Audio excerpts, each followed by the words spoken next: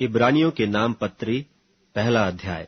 पूर्व युग में परमेश्वर ने बाप दादों से थोड़ा थोड़ा करके और भांति भांति से भविष्यद्वक्ताओं के द्वारा बातें करके इन दिनों के अंत में हमसे पुत्र के द्वारा बातें की, जिसे उसने सारी वस्तुओं का वारिस ठहराया और उसी के द्वारा उसने सारी सृष्टि रची है। वह उसकी महिमा का प्रकाश और उसके तत्व की छाप है और सब वस्तुओं को अपनी सामर्थ्य के वचन से संभालता है। वह पापों को धोकर ऊंचे स्थानों पर महामहिमन के दाहिने जा बैठा और स्वर्गदूतों से उतना ही उत्तम ठहरा जितना उसने उनसे बड़े पद का वारिस होकर उत्तम नाम पाया, क्योंकि स्वर्गदूतों में से उसने कब किसी से कहा कि तू मेरा पुत्र है, आज तू मुझसे उत्पन्न हुआ, और फिर यह कि मैं उसका पिता हूंगा और वह मेरा पुत्र होगा। और जब पहिलौठे को जगत में फिर लाता है तो कहता है कि परमेश्वर के सब स्वर्गदूत उसे दंडवत करें, और स्वर्गदूतों के विषय में यह कहता है कि वह अपने दूतों को पवन और अपने सेवकों को धधकती आग बनाता है। परंतु पुत्र से कहता है कि हे परमेश्वर, तेरा सिंहासन युगानुयुग रहेगा, तेरे राज्य का राजदंड न्याय का राजदंड है। तूने धर्म से प्रेम और अधर्म से बैर रखा। इस कारण परमेश्वर, तेरे परमेश्वर ने तेरे साथियों से बढ़कर हर्ष रूपी तेल से तुझे अभिषेक किया। और यह है कि हे प्रभु, आदि में तूने पृथ्वी की नेव डाली और स्वर्ग तेरे हाथों की कारीगरी है।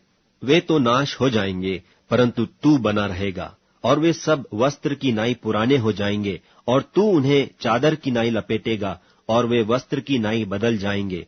पर तू वही है, और तेरे वर्षों का अंत न होगा। और स्वर्गदूतों में से उसने किससे कब कहा कि तू मेरे दाहिने बैठ, जब तक कि मैं तेरे बैरियों को तेरे पांवों के नीचे की पीढ़ी न कर दूं? क्या वे सब सेवा टहल करने वाली आत्माएं नहीं, जो उद्धार पाने वालों के लिए सेवा करने को भेजी जाती हैं? इब्रानियों के नाम पत्री दूसरा अध्याय। इस कारण चाहिए कि हम उन बातों पर जो हमने सुनी हैं और भी मन लगाएं, ऐसा न हो कि बहकर उनसे दूर चले जाएं। क्योंकि जो वचन स्वर्गदूतों के द्वारा कहा गया था, जब वह स्थिर रहा और हर एक अपराध और आज्ञा न मानने का ठीक ठीक बदला मिला, तो हम लोग ऐसे बड़े उद्धार से निश्चिंत रहकर क्यों कर बच सकते हैं, जिसकी चर्चा पहले पहल प्रभु के द्वारा हुई और सुनने वालों के द्वारा हमें निश्चय हुआ। और साथ ही परमेश्वर भी अपनी इच्छा के अनुसार चिन्हों और अद्भुत कामों और नाना प्रकार के सामर्थ्य के कामों और पवित्र आत्मा के वरदानों के बांटने के द्वारा इसकी गवाही देता रहा। उसने उस आने वाले जगत को, जिसकी चर्चा हम कर रहे हैं, स्वर्गदूतों के अधीन न किया, वरन किसी ने कहीं यह गवाही दी है कि मनुष्य क्या है कि तू उसकी सुधि लेता है, या मनुष्य का पुत्र क्या है कि तू उस पर दृष्टि करता है। तूने उसे स्वर्गदूतों से कुछ ही कम किया। तूने उस पर महिमा और आदर का मुकुट रखा और उसे अपने हाथों के कामों पर अधिकार दिया। तूने सब कुछ उसके पांवों के नीचे कर दिया। इसलिए जबकि उसने सब कुछ उसके अधीन कर दिया, तो उसने कुछ भी रख न छोड़ा जो उसके अधीन न हो। पर हम अब तक सब कुछ उसके अधीन नहीं देखते, पर हम यीशु को, जो स्वर्गदूतों से कुछ ही कम किया गया था, मृत्यु का दुख उठाने के कारण महिमा और आदर का मुकुट पहने हुए देखते हैं, ताकि परमेश्वर के अनुग्रह से हर एक मनुष्य के लिए मृत्यु का स्वाद चखे। क्योंकि जिसके लिए सब कुछ है और जिसके द्वारा सब कुछ है, उसे यही अच्छा लगा कि जब वह बहुत से पुत्रों को महिमा में पहुंचाए, तो उनके उद्धार के कर्ता को दुख उठाने के द्वारा सिद्ध करे। क्योंकि पवित्र करने वाला और जो पवित्र किए जाते हैं, सब एक ही मूल से हैं। इसी कारण वह उन्हें भाई कहने से नहीं लजाता, पर कहता है कि मैं तेरा नाम अपने भाइयों को सुनाऊंगा, सभा के बीच में मैं तेरा भजन गाऊंगा। और फिर यह है कि मैं उस पर भरोसा रखूंगा।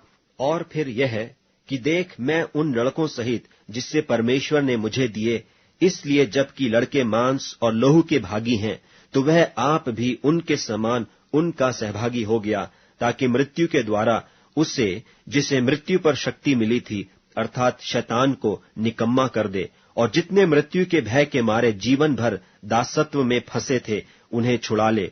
क्योंकि वह तो स्वर्गदूतों को नहीं, वरन इब्राहिम के वंश को संभालता है। इस कारण उसको चाहिए था कि सब बातों में अपने भाइयों के समान बने, जिससे वह उन बातों में जो परमेश्वर से संबंध रखती हैं एक दयालु और विश्वास योग्य महायाजक बने, ताकि लोगों के पापों के लिए प्रायश्चित करे। क्योंकि जब उसने परीक्षा की दशा में दुख उठाया तो वह उनकी भी सहायता कर सकता है जिनकी परीक्षा होती है। इब्रानियों के नाम पत्री 3 अध्याय। सो हे पवित्र भाइयों, तुम जो स्वर्गीय बुलाहट में भागी हो, उस प्रेरित और महायाजक यीशु पर, जिसे हम अंगीकार करते हैं, ध्यान करो, जो अपने नियुक्त करने वाले के लिए विश्वास योग्य था, जैसा मूसा भी उसके सारे घर में था। क्योंकि वह मूसा से इतना बढ़कर महिमा के योग्य समझा गया है, जितना कि घर का बनाने वाला घर से बढ़कर आदर रखता है। क्योंकि हर एक घर का कोई न कोई बनाने वाला होता है, पर जिसने सब कुछ बनाया वह परमेश्वर है। मूसा तो उसके सारे घर में सेवक की नाई विश्वास योग्य रहा कि जिन बातों का वर्णन होने वाला था उनकी गवाही दे। पर मसीह पुत्र की नाई उसके घर का अधिकारी है, और उसका घर हम हैं, यदि हम साहस पर और अपनी आशा के घमंड पर अंत तक दृढ़ता से स्थिर रहें।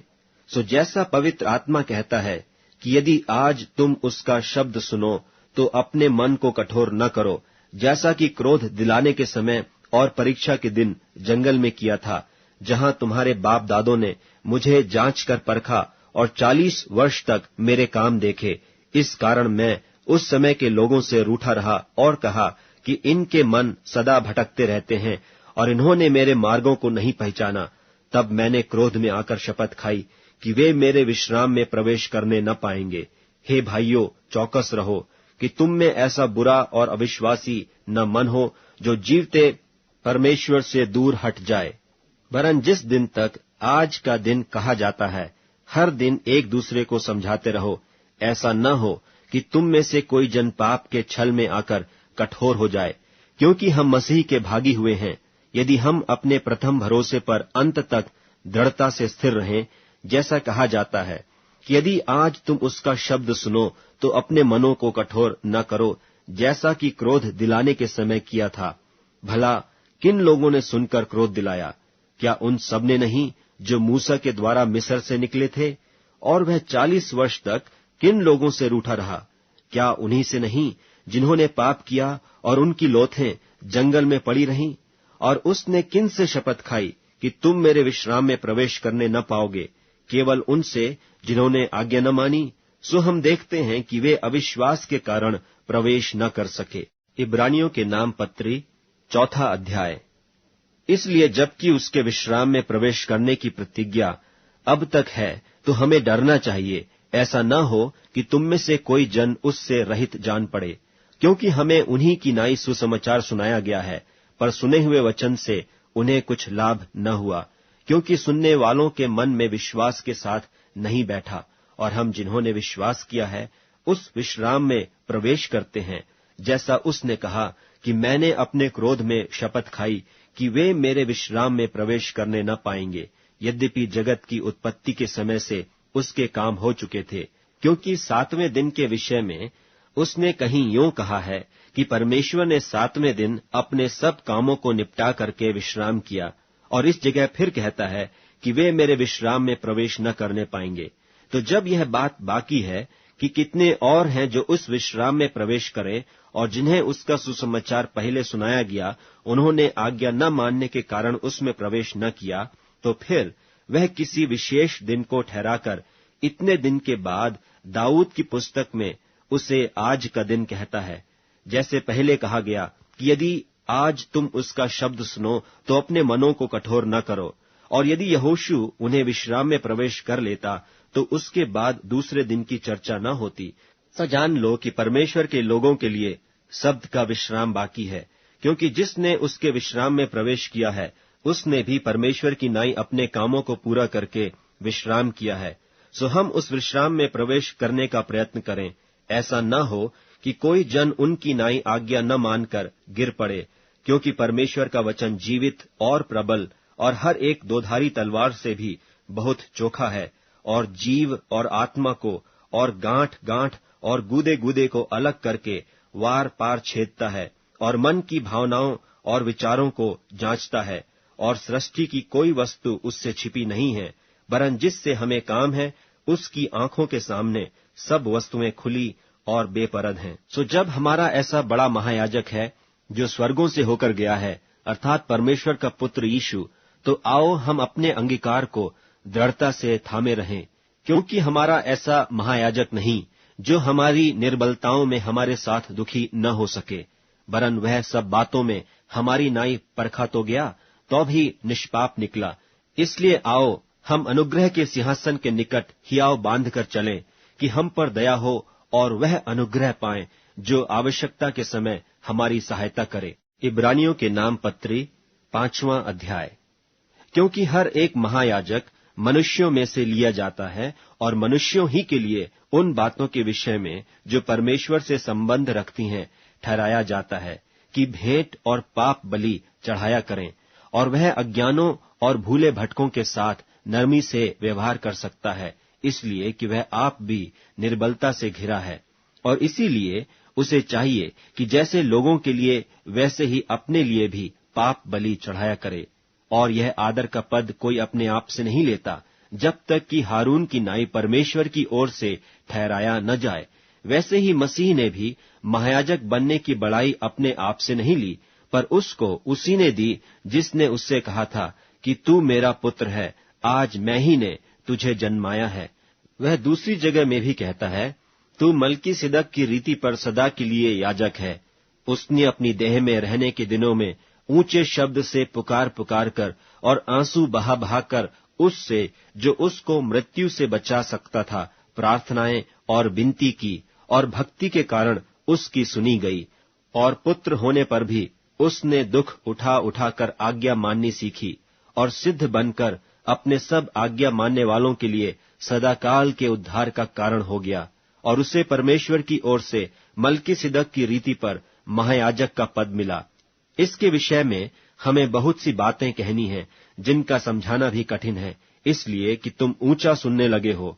समय के विचार से तो तुम्हें गुरु हो जाना चाहिए था, तो भी क्या यह आवश्यक है कि कोई तुम्हें परमेश्वर के वचनों की आदि शिक्षा फिर से सिखाए?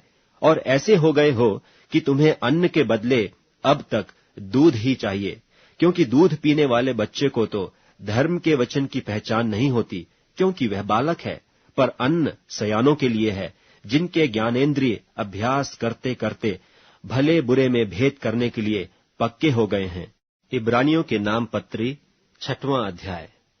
इसलिए आओ मसीह की शिक्षा की आरंभ की बातों को छोड़कर हम सिद्धता की ओर आगे बढ़ते जाएं, और मरे हुए कामों से मन फिराने और परमेश्वर पर विश्वास करने और बपतिस्मों और हाथ रखने और मरे हुओं के जी उठने और अंतिम न्याय की शिक्षा रूपी नेव फिर से न डालें। और यदि परमेश्वर चाहे तो हम यही करेंगे, क्योंकि जिन्होंने एक बार ज्योति पाई है और जो स्वर्गीय वरदान का स्वाद चख चुके हैं और पवित्र आत्मा के भागी हो गए हैं और परमेश्वर के उत्तम वचन का और आने वाले युग की सामर्थ्यों का स्वाद चख चुके हैं, यदि वे भटक जाएं तो उन्हें मन फिराव के लिए फिर नया बनाना अनहोना है, क्योंकि वे परमेश्वर के पुत्र को अपने लिए फिर क्रूस पर चढ़ाते हैं और प्रगट में उस पर कलंक लगाते हैं।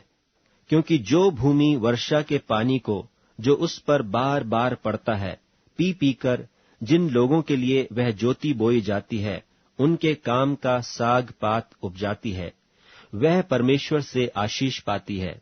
पर यदि वह झाड़ी और ऊंट कटारे उगाती है तो निकम्मी और श्रापित होने पर है, और उसका अंत जलाया जाना है। पर हे प्रियो, यद्यपि हम ये बातें कहते हैं तो भी तुम्हारे विषय में हम इससे अच्छा और उद्धार वाली बातों का भरोसा करते हैं, क्योंकि परमेश्वर अन्यायी नहीं कि तुम्हारे काम और उस प्रेम को भूल जाए जो तुमने उसके नाम के लिए इस रीति से दिखाया कि पवित्र लोगों की सेवा की और कर भी रहे हो। पर हम बहुत चाहते हैं कि तुम में से हर एक जन अंत तक पूरी आशा के लिए ऐसा ही प्रयत्न करता रहे, ताकि तुम आलसी न हो जाओ, वरन उनका अनुकरण करो जो विश्वास और धीरज के द्वारा प्रतिज्ञाओं के वारिस होते हैं। और परमेश्वर ने इब्राहिम को प्रतिज्ञा देते समय जबकि शपथ खाने के लिए किसी को अपने से बड़ा न पाया तो अपनी ही शपथ खाकर कहा कि मैं सचमुच तुझे बहुत आशीष दूंगा और तेरी संतान को बढ़ाता जाऊंगा। और इस रीति से उसने धीरज धरकर प्रतिज्ञा की हुई बात प्राप्त की। मनुष्य तो अपने से किसी बड़े की शपथ खाया करते हैं और उनके हर एक विवाद का फैसला शपथ से पक्का होता है। इसलिए जब परमेश्वर ने प्रतिज्ञा के वारिसों पर और भी साफ रीति से प्रकट करना चाहा कि उसकी मनसा बदल नहीं सकती, तो शपथ को बीच में लाया, ताकि दो बेबदल बातों के द्वारा, जिनके विषय में परमेश्वर का झूठा ठहरना अनहोना है, हमारा दृढ़ता से ढाढ़स बंध जाए, जो शरण लेने को इसलिए दौड़े हैं कि उस आशा को जो सामने रखी हुई है प्राप्त करें। वह आशा हमारे प्राण के लिए ऐसा लंगर है जो स्थिर और दृढ़ है और पर्दे के भीतर तक पहुंचता है, जहां यीशु मलकीसिदक की रीति पर सदाकाल का महायाजक बनकर हमारे लिए अगुआ के रीति पर प्रवेश हुआ है। इब्रानियों के नाम पत्री 7वां अध्याय। यह मलकीसिदक शालेम का राजा और परम प्रधान परमेश्वर का याजक सर्वदा याजक बना रहता है। जब इब्राहिम राजाओं को मारकर लौटा जाता था, तो इसी ने उससे भेंट करके उसे आशीष दी। इसी को इब्राहिम ने सब वस्तुओं का 10वां अंश भी दिया। यह पहले अपने नाम के अर्थ के अनुसार धर्म का राजा और फिर शालेम अर्थात शांति का राजा है, जिसका न पिता न माता न वंशावली है, जिसके न दिनों का आदि है और न जीवन का अंत है, परंतु परमेश्वर के पुत्र के स्वरूप ठहरा। अब इस पर ध्यान करो कि यह कैसा महान था, जिसको कुलपति इब्राहिम ने अच्छे से अच्छे माल की लूट का 10वां अंश दिया। लेवी की संतान में से जो याजक का पद पाते हैं, उन्हें आज्ञा मिली है कि लोगों अर्थात अपने भाइयों से, चाहे वे इब्राहिम ही की देह से क्यों न जन्मे हों, व्यवस्था के अनुसार 10वां अंश लें। पर इसने, जो उनकी वंशावली में का भी न था, इब्राहिम से 10वां अंश लिया और जिसे प्रतिज्ञाएं मिली थीं, उसे आशीष दी। और इसमें संदेह नहीं कि छोटा बड़े से आशीष पाता है। और यहाँ तो मरणहार मनुष्य 10वां अंश लेते हैं, पर वहां वही लेता है जिसकी गवाही दी जाती है कि वह जीवित है। तो हम यह भी कह सकते हैं कि लेवी ने भी जो 10वां अंश लेता है, इब्राहिम के द्वारा 10वां अंश दिया, क्योंकि जिस समय मलकीसिदक ने उसके पिता से भेंट की, उस समय यह अपने पिता की देह में था। तब यदि लेवी याजक पद के द्वारा सिद्धि हो सकती है, जिसके सहारे से लोगों की व्यवस्था मिली थी, तो फिर क्या आवश्यकता थी कि दूसरा याजक मलकीसिदक की रीति पर खड़ा हो और हारून की रीति का न कहलाए? क्योंकि जब याजक का पद बदला जाता है, तो व्यवस्था का भी बदलना अवश्य है। क्योंकि जिसके विषय में ये बातें कही जाती हैं कि वह दूसरे गोत्र का है, जिसमें से किसी ने वेदी की सेवा नहीं की, तो प्रगट है कि हमारा प्रभु यहूदा के गोत्र में से उदय हुआ है।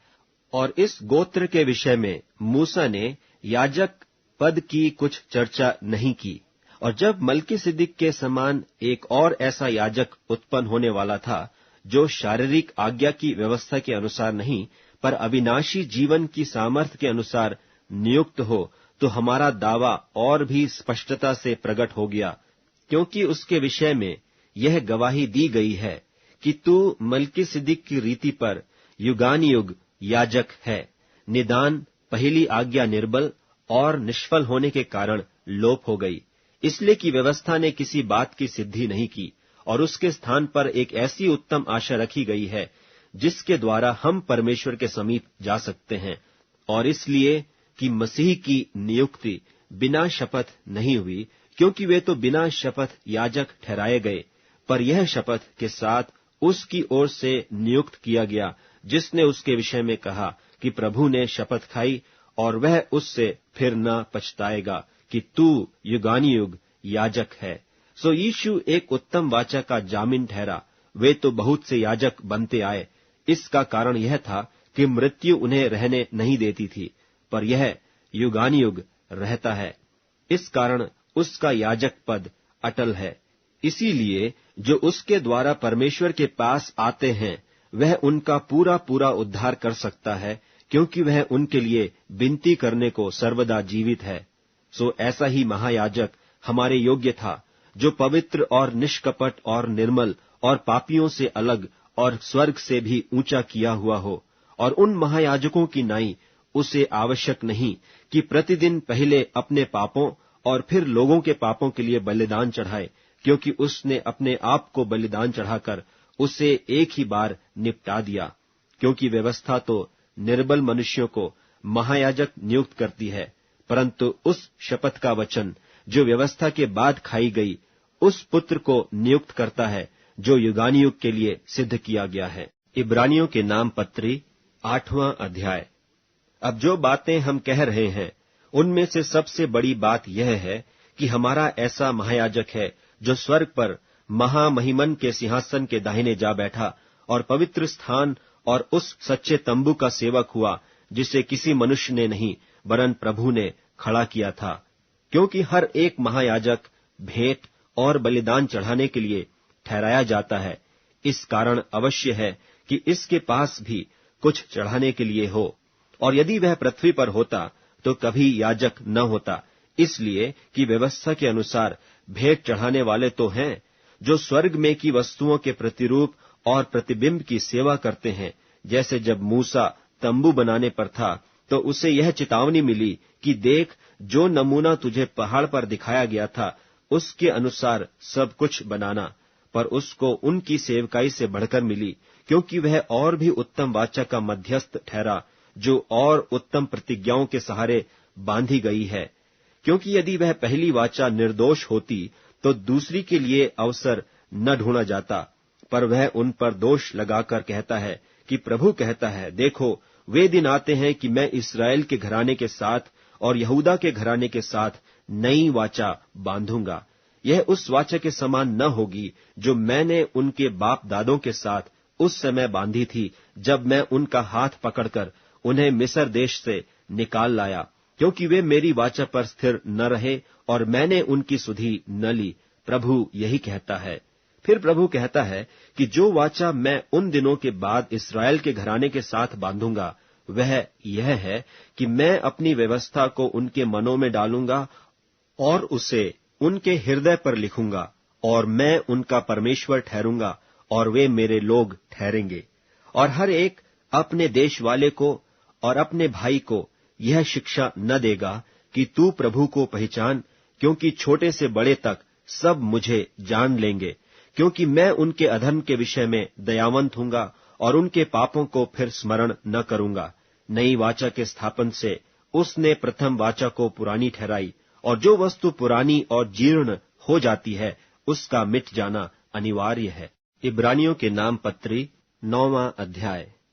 निदान उस पहली वाचा में भी सेवा के नियम थे, और ऐसा पवित्र स्थान जो इस जगत का था, अर्थात एक तंबू बनाया गया। पहले तंबू में दीवट और मेज और भेंट की रोटियां थीं, और वह पवित्र स्थान कहलाता है। और दूसरे पर्दे के पीछे वह तंबू था जो परम पवित्र स्थान कहलाता है। उसमें सोने की धूपदानी और चारों ओर सोने से मढ़ा हुआ वाचा का संदूक, और इसमें मन्ना से भरा हुआ सोने का मर्तबान और हारून की छड़ी, जिसमें फूल फल आ गए थे, और वाचा की पटियां थीं। और उसके ऊपर दोनों तेजोमय करूब थे, जो प्रायश्चित के ढकने पर छाया किए हुए थे। इन्हीं का एक एक करके बखान करने का अभी अवसर नहीं है। जब ये वस्तुएं इस रीति से तैयार हो चुकी, तब पहले तंबू में तो याजक हर समय प्रवेश करके सेवा के काम निभाते हैं, पर दूसरे में केवल महायाजक वर्ष भर में एक ही बार जाता है, और बिना लोहू लिए नहीं जाता, जिसे वह अपने लिए और लोगों की भूल चूक के लिए चढ़ावा चढ़ाता है। इससे पवित्र आत्मा यही दिखाता है कि जब तक पहला तंबू खड़ा है, तब तक पवित्र स्थान का मार्ग प्रकट नहीं हुआ। और यह तंबू तो वर्तमान समय के लिए एक दृष्टांत है, जिसमें ऐसी भेंट और बलिदान चढ़ाए जाते हैं जिनसे आराधना करने वालों के विवेक सिद्ध नहीं हो सकते, इसलिए कि वे केवल खाने पीने की वस्तुओं और भांति भांति के स्नान विधि के आधार पर शारीरिक नियम हैं, जो सुधार के समय तक के लिए नियुक्त किए गए हैं।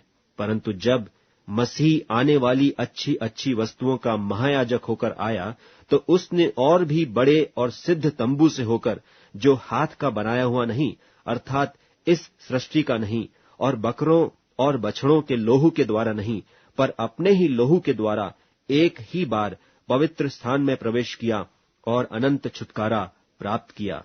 क्योंकि जब बकरों और बैलों का लोहू और कलोर की राख अपवित्र लोगों पर छिड़के जाने से शरीर की शुद्धता के लिए पवित्र करती है, तो मसीह का लोहू, जिसने अपने आप को सनातन आत्मा के द्वारा परमेश्वर के सामने निर्दोष चढ़ाया, तुम्हारे विवेक को मरे हुए कामों से क्यों न शुद्ध करेगा, ताकि तुम जीवते परमेश्वर की सेवा करो। और इसी कारण वह नई वाचा का मध्यस्थ है, ताकि उस मृत्यु के द्वारा जो पहली वाचा के समय के अपराधों से छुटकारा पाने के लिए हुई है, बुलाए हुए लोग प्रतिज्ञा के अनुसार अनंत मीरास को प्राप्त करें।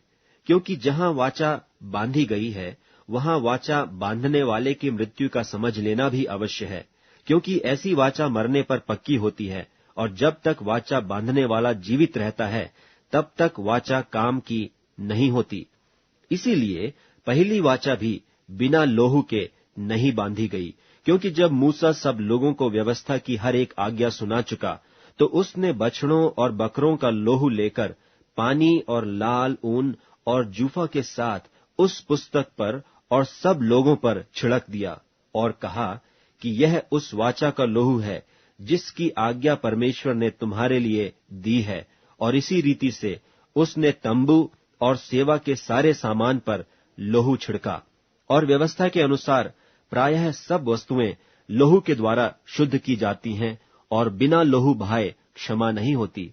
इसलिए अवश्य है कि स्वर्ग में की वस्तुओं के प्रतिरूप इनके द्वारा शुद्ध किए जाएं, पर स्वर्ग में की वस्तुएं आप इनसे उत्तम बलिदानों के द्वारा, क्योंकि मसीह ने उस हाथ के बनाए हुए पवित्र स्थान में, जो सच्चे पवित्र स्थान का नमूना है, प्रवेश नहीं किया, पर स्वर्ग ही में प्रवेश किया, ताकि हमारे लिए अब परमेश्वर के सामने दिखाई दे। यह नहीं कि वह अपने आप को बार बार चढ़ाए, जैसा कि महायाजक प्रतिवर्ष दूसरे का लोहू लिए पवित्र स्थान में प्रवेश किया करता है। नहीं तो जगत की उत्पत्ति से लेकर उसको बार बार दुख उठाना पड़ता।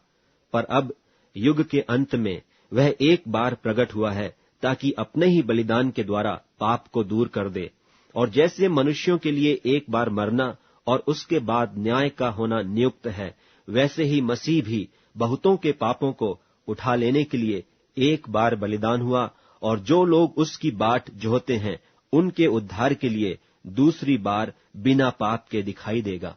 इब्रानियों के नाम पत्री 10वां अध्याय। क्योंकि व्यवस्था जिसमें आने वाली अच्छी वस्तुओं का प्रतिबिंब है, पर उनका असली स्वरूप नहीं, इसलिए उन एक ही प्रकार के बलिदानों के द्वारा जो प्रति वर्ष अचूक चढ़ाए जाते हैं, पास आने वालों को कदापि सिद्ध नहीं कर सकती। नहीं तो उनका चढ़ाना बंद क्यों न हो जाता। इसलिए कि जब सेवा करने वाले एक ही बार शुद्ध हो जाते, तो फिर उनका विवेक उन्हें पापी न ठहराता, परंतु उनके द्वारा प्रतिवर्ष पापों का स्मरण हुआ करता है। क्योंकि अनहोना है कि बैलों और बकरों का लोहू पापों को दूर करे। इसी कारण वह जगत में आते समय कहता है कि बलिदान और भेंट तूने न चाही, पर मेरे लिए एक देह तैयार किया। होम बलियों और पाप बलियों से तू प्रसन्न नहीं हुआ। तब मैंने कहा, देख, मैं आ गया हूं। पवित्र शास्त्र में मेरे विषय में लिखा हुआ है, ताकि हे परमेश्वर तेरी इच्छा पूरी करूं। ऊपर तो वह कहता है कि न तूने बलिदान और भेंट और होम बलियों और पाप बलियों को चाहा, और न उनसे प्रसन्न हुआ। यद्यपि ये बलिदान तो व्यवस्था के अनुसार चढ़ाए जाते हैं। फिर यह भी कहता है कि देख, मैं आ गया हूं ताकि तेरी इच्छा पूरी करूं। निदान वह पहले को उठा देता है, ताकि दूसरे को नियुक्त करे। उसी इच्छा से हम यीशु मसीह की देह के एक ही बार बलिदान चढ़ाए जाने के द्वारा पवित्र किए गए हैं। और हर एक याजक तो खड़े होकर प्रतिदिन सेवा करता है, और एक ही प्रकार के बलिदान को, जो पापों को कभी भी दूर नहीं कर सकते, बार बार चढ़ाता है। पर यह व्यक्ति तो पापों के बदले एक ही बलिदान सर्वदा के लिए चढ़ाकर परमेश्वर के दाहिने जा बैठा, और उसी समय से इसकी बाट जो रहा है कि उसके बैरी उसके पांवों के नीचे की पीढ़ी बने। क्योंकि उसने एक ही चढ़ावे के द्वारा उन्हें जो पवित्र किए जाते हैं सर्वदा के लिए सिद्ध कर दिया है। और पवित्र आत्मा भी हमें यही गवाही देता है, क्योंकि उसने पहले कहा था कि प्रभु कहता है कि जो वाचा मैं उन दिनों के बाद उनसे बांधूंगा वह यह है कि मैं अपनी व्यवस्थाओं को उनके हृदय पर लिखूंगा और मैं उनके विवेक में डालूंगा। फिर वह यह कहता है कि मैं उनके पापों को और उनके अधर्म के कामों को फिर कभी स्मरण न करूंगा, और जब इनकी क्षमा हो गई है तो फिर पाप का बलिदान नहीं रहा। सो हे भाइयों, जबकि हमें यीशु के लहू के द्वारा उस नए और जीवते मार्ग से पवित्र स्थान में प्रवेश करने का हियाव हो गया है, जो उसने पर्दे अर्थात अपने शरीर में से होकर हमारे लिए अभिषेक किया है, और इसलिए कि हमारा ऐसा महान याजक है जो परमेश्वर के घर का अधिकारी है, तो आओ हम सच्चे मन और पूरे विश्वास के साथ और विवेक का दोष दूर करने के लिए हृदय पर छिड़काव लेकर और देह को शुद्ध जल से धुलवाकर परमेश्वर के समीप जाएं और अपनी आशा के अंगीकार को दृढ़ता से थामे रहें, क्योंकि जिसने प्रतिज्ञा किया है वह सच्चा है। और प्रेम और भले कामों में उस्काने के लिए एक दूसरे की चिंता किया करें, और एक दूसरे के साथ इकट्ठा होना न छोड़ें, जैसे कि कितनों की रीति है, पर एक दूसरे को समझाते रहें। और ज्यों-ज्यों उस दिन को निकट आते देखो, त्यों-त्यों और भी अधिक यह किया करो, क्योंकि सच्चाई की पहचान प्राप्त करने के बाद यदि हम जान बूझकर पाप करते रहें, तो पापों के लिए फिर कोई बलिदान बाकी नहीं। हाँ, दंड का एक भयानक बाट जोहना और आग का ज्वलन बाकी है, जो विरोधियों को भस्म कर देगा। जबकि मूसा की व्यवस्था का न मानने वाला 2 या 3 जनों की गवाही पर बिना दया के मार डाला जाता है, तो सोच लो कि वह कितने और भी भारी दंड के योग्य ठहरेगा, जिसने परमेश्वर के पुत्र को पांवों से रौंदा और वाचा के लोहू को, जिसके द्वारा वह पवित्र ठहराया गया था, अपवित्र जाना है और अनुग्रह की आत्मा का अपमान किया। क्योंकि हम उसे जानते हैं जिसने कहा कि पलटा लेना मेरा काम है, मैं ही बदला दूंगा। और फिर यह है कि प्रभु अपने लोगों का न्याय करेगा। जीवते परमेश्वर के हाथों में पड़ना भयानक बात है। परंतु उन पहले दिनों को स्मरण करो, जिनमें तुम ज्योति पाकर दुखों के बड़े झमेले में स्थिर रहे। कुछ तो यूं कि तुम निंदा और क्लेश सहते हुए तमाशा बने, और कुछ यूं कि तुम उनके साझी हुए जिनकी दुर्दशा की जाती थी, क्योंकि तुम कैदियों के दुख में भी दुखी हुए और अपनी संपत्ति भी आनंद से लुटने दी, यह जानकर कि तुम्हारे पास एक और भी उत्तम और सर्वदा ठहरने वाली संपत्ति है। सो अपना हियाव न छोड़ो, क्योंकि उसका प्रतिफल बड़ा है। क्योंकि तुम्हें धीरज धरना अवश्य है, ताकि परमेश्वर की इच्छा को पूरी करके तुम प्रतिज्ञा का फल पाओ। क्योंकि अब बहुत ही थोड़ा समय रह गया है, जबकि आने वाला आएगा और देर न करेगा। और मेरा धर्मी जन विश्वास से जीवित रहेगा, और यदि वह पीछे हट जाए तो मेरा मन उससे प्रसन्न न होगा। पर हम हटने वाले नहीं कि नाश हो जाएं, पर विश्वास करने वाले हैं कि प्राणों को बचाएं। इब्रानियों के नाम पत्री 11वां अध्याय। अब विश्वास आशा की हुई वस्तुओं का निश्चय और अनदेखी वस्तुओं का प्रमाण है, क्योंकि इसी के विषय में प्राचीनों की अच्छी गवाही दी गई। विश्वास ही से हम जान जाते हैं कि सारी सृष्टि की रचना परमेश्वर के वचन के द्वारा हुई है। यह नहीं कि जो कुछ देखने में आता है वह देखी हुई वस्तुओं से बना हो। विश्वास ही से हाबील ने कैन से उत्तम बलिदान परमेश्वर के लिए चढ़ाया, और उसी के द्वारा उसके धर्मी होने की गवाही भी दी गई, क्योंकि परमेश्वर ने उसकी भेंटों के विषय में गवाही दी, और उसी के द्वारा वह मरने पर भी अब तक बातें करता है। विश्वास ही से हनोक उठा लिया गया कि मृत्यु को न देखे, और उसका पता नहीं मिला, क्योंकि परमेश्वर ने उसे उठा लिया था। और उसके उठाए जाने से पहले उसकी यह गवाही दी गई थी कि उसने परमेश्वर को प्रसन्न किया है।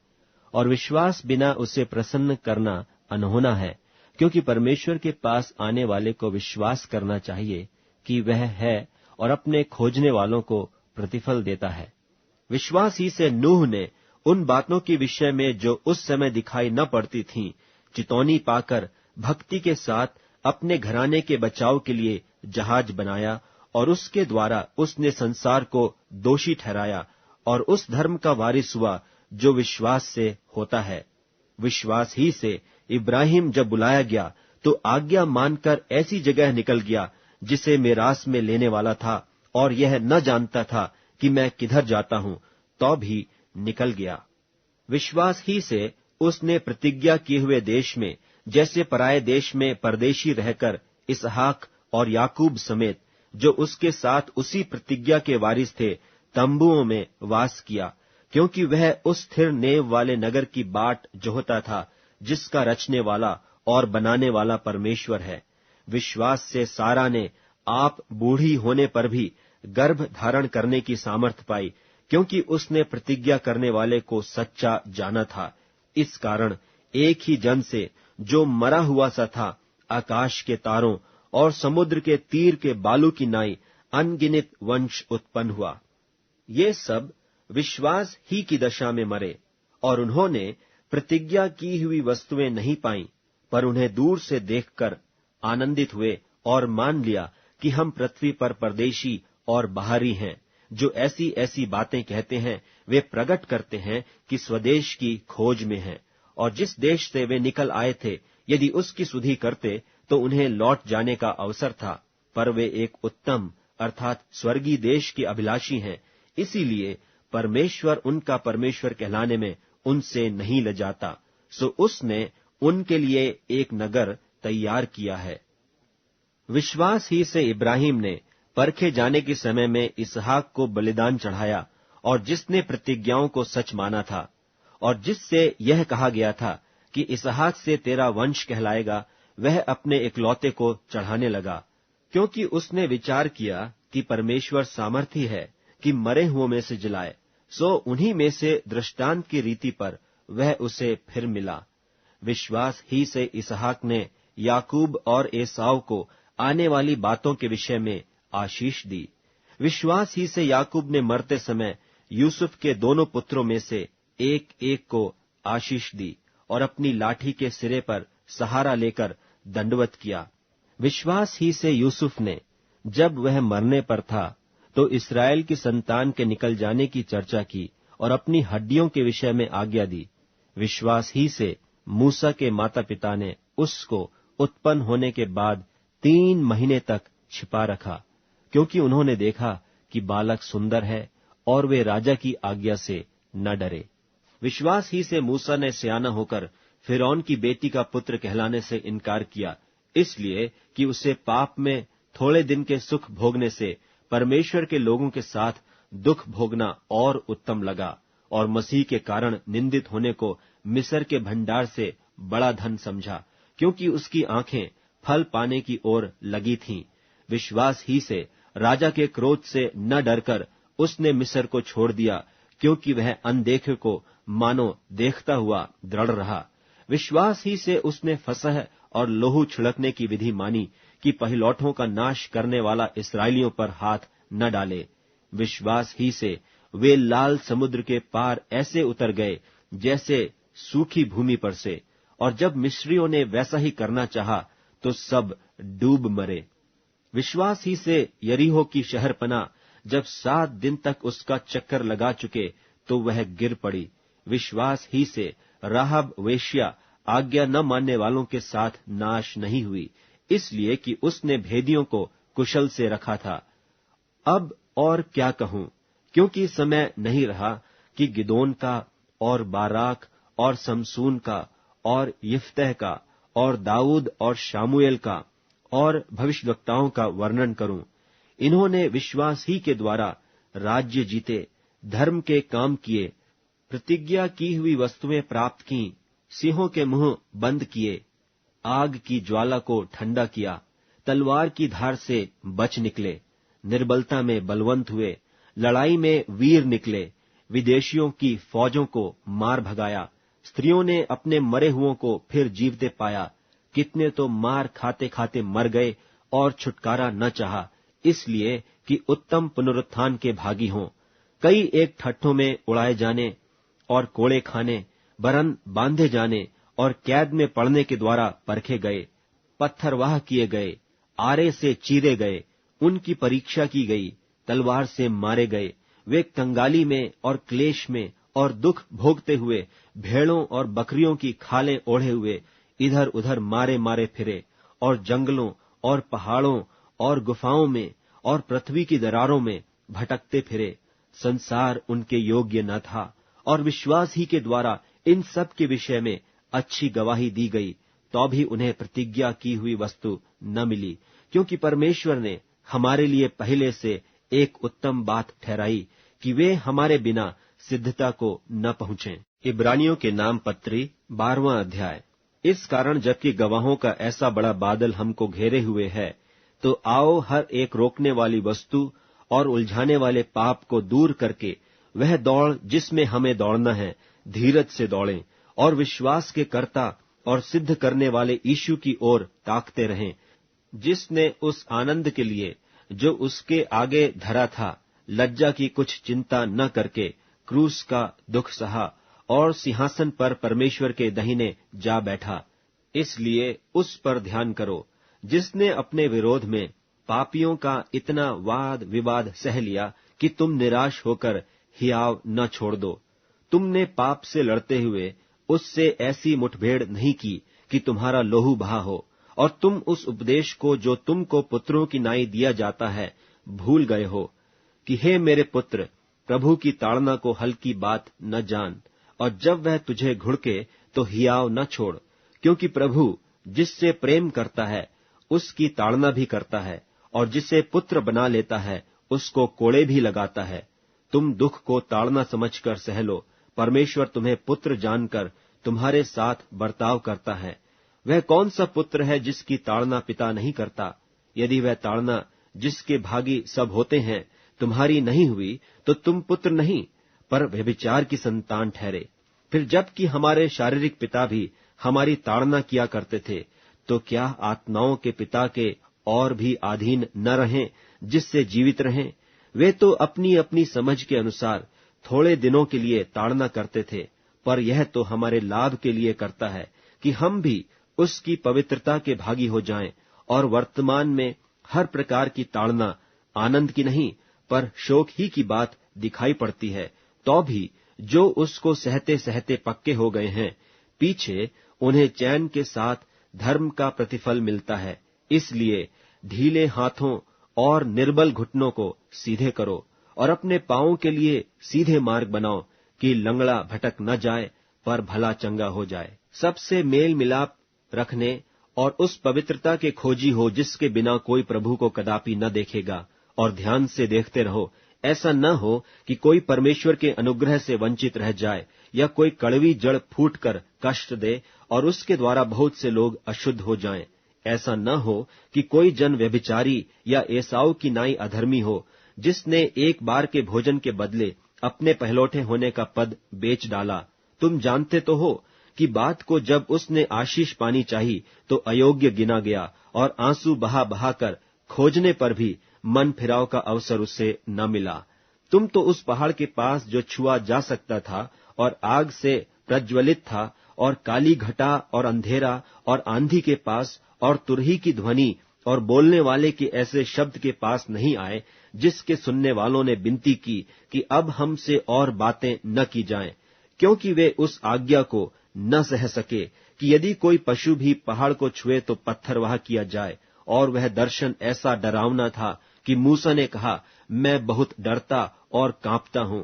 पर तुम सिय्योन के पहाड़ के पास और जीवते परमेश्वर के नगर स्वर्गीय यरूशलेम के पास और लाखों स्वर्गदूतों और उन पहिलौठों की साधारण सभा और कलीसिया जिनके नाम स्वर्ग में लिखे हुए हैं, और सबके न्यायी परमेश्वर के पास और सिद्ध किए हुए धर्मियों की आत्माओं और नई वाचा के मध्यस्थ यीशु और छिड़काव के उस लहू के पास आए हो, जो हाबील की लहू से उत्तम बातें कहता है। सावधान रहो और उस कहने वाले से मुंह न फेरो, क्योंकि वे लोग जब पृथ्वी पर के चेतावनी देने वाले से मुंह मोड़कर न बच सके, तो हम स्वर्ग पर से चेतावनी करने वाले से मुंह मोड़कर क्यों कर बच सकेंगे। उस समय तो उसके शब्द ने पृथ्वी को हिला दिया, पर अब उसने यह प्रतिज्ञा की है कि एक बार फिर मैं केवल पृथ्वी को नहीं वरन आकाश को भी हिला दूंगा। और यह वाक्य एक बार फिर इस बात को प्रकट करता है कि जो वस्तुएं हिलाई जाती हैं वे सृजी हुई वस्तुएं होने के कारण टल जाएंगी, ताकि जो वस्तुएं हिलाई नहीं जाती वे अटल बनी रहें। इस कारण हम इस राज्य को पाकर जो हिलने का नहीं, उस अनुग्रह को हाथ से न जाने दें, जिसके द्वारा हम भक्ति और भय सहित परमेश्वर की ऐसी आराधना कर सकते हैं जिससे वह प्रसन्न होता है, क्योंकि हमारा परमेश्वर भस्म करने वाली आग है। इब्रानियों के नाम पत्री 13वां अध्याय। भाईचारे की प्रीति बनी रहे, पहुनाई करना न भूलना, क्योंकि इसके द्वारा कितनों ने अनजाने स्वर्गदूतों की पहुनाई की है। कैदियों की ऐसी सुधि लो कि मानो उनके साथ तुम भी कैद हो, और जिनके साथ बुरा बर्ताव किया जाता है उनकी भी यह समझकर सुधि लिया करो कि हमारी भी देह है। विवाह सब में आदर की बात समझी जाए और बिछौना निष्कलंक रहे, क्योंकि परमेश्वर व्यभिचारियों और परस्त्रीगामियों का न्याय करेगा। तुम्हारा स्वभाव लोभ रहित हो, और जो तुम्हारे पास है उसी पर संतोष करो, क्योंकि उसने आप ही कहा है, मैं तुझे कभी न छोड़ूंगा और न कभी तुझे त्यागूंगा। इसलिए हम बेधड़क होकर कहते हैं कि प्रभु मेरा सहायक है, मैं न डरूंगा। मनुष्य मेरा क्या कर सकता है? जो तुम्हारे अगुवे थे और जिन्होंने तुम्हें परमेश्वर का वचन सुनाया है, उन्हें स्मरण रखो और ध्यान से उनके चाल चलन का अंत देखकर उनके विश्वास का अनुकरण करो। यीशु मसीह कल और आज और युगानुयुग एक सा है।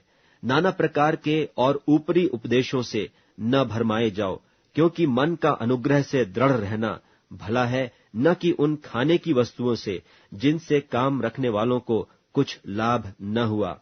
हमारी एक ऐसी वेदी है जिस पर से खाने का अधिकार उन लोगों को नहीं जो तंबू की सेवा करते हैं, क्योंकि जिन पशुओं का लोहू महायाजक पाप बलि के लिए पवित्र स्थान में ले जाता है, उनकी देह छावनी के बाहर जलाई जाती है। इसी कारण यीशु ने भी लोगों को अपने ही लोहू के द्वारा पवित्र करने के लिए फाटक के बाहर दुख उठाया। सो आओ उसकी निंदा अपने ऊपर लिए हुए छावनी के बाहर उसके पास निकल चलें, क्योंकि यहाँ हमारा कोई स्थिर रहने वाला नगर नहीं, वरन हम एक आने वाले नगर की खोज में हैं। इसलिए हम उसके द्वारा स्तुति रूपी बलिदान अर्थात उन होठों का फल जो उसके नाम का अंगीकार करते हैं, परमेश्वर के लिए सर्वदा चढ़ाया करें। पर भलाई करना और उदारता न भूलो, क्योंकि परमेश्वर ऐसे बलिदानों से प्रसन्न होता है। अपने अगुओं की मानो और उनके अधीन रहो, क्योंकि वे उनकी नाई तुम्हारे प्राणों के लिए जागते रहते, जिन्हें लेखा देना पड़ेगा कि वे यह काम आनंद से करें, न कि ठंडी सांस ले लेकर, क्योंकि इस दशा में तुम्हें कुछ लाभ नहीं। हमारे लिए प्रार्थना करते रहो, क्योंकि हमें भरोसा है कि हमारा विवेक शुद्ध है और हम सब बातों में अच्छी चाल चलना चाहते हैं। और इसके करने के लिए मैं तुम्हें और भी समझाता हूँ कि मैं शीघ्र तुम्हारे पास फिर आ सकूं। अब शांतिदाता परमेश्वर, जो हमारे प्रभु यीशु को, जो भेड़ों का महान रखवाला है, सनातन वाचा के लोहू के गुण से मरे हुओं में से जिलाकर ले आया, तुम्हें हर एक भली बात में सिद्ध करे, जिससे तुम उसकी इच्छा पूरी करो, और जो कुछ उसको भाता है उसे यीशु मसीह के द्वारा हम में उत्पन्न करे, जिसकी बड़ाई युगानुयुग होती रहे। आमीन। हे भाइयों, मैं तुमसे विनती करता हूँ कि इन उपदेश की बातों को सह लेओ, क्योंकि मैंने तुम्हें बहुत संक्षेप में लिखा है। तुम यह जान लो कि तीमुथियुस हमारा भाई छूट गया है, और यदि वह शीघ्र आ गया तो मैं उसके साथ तुमसे भेंट करूंगा। अपने सब अगुओं और सब पवित्र लोगों को नमस्कार कहो। इतालिया वाले तुम्हें नमस्कार कहते हैं। तुम सब पर अनुग्रह होता रहे। आमीन।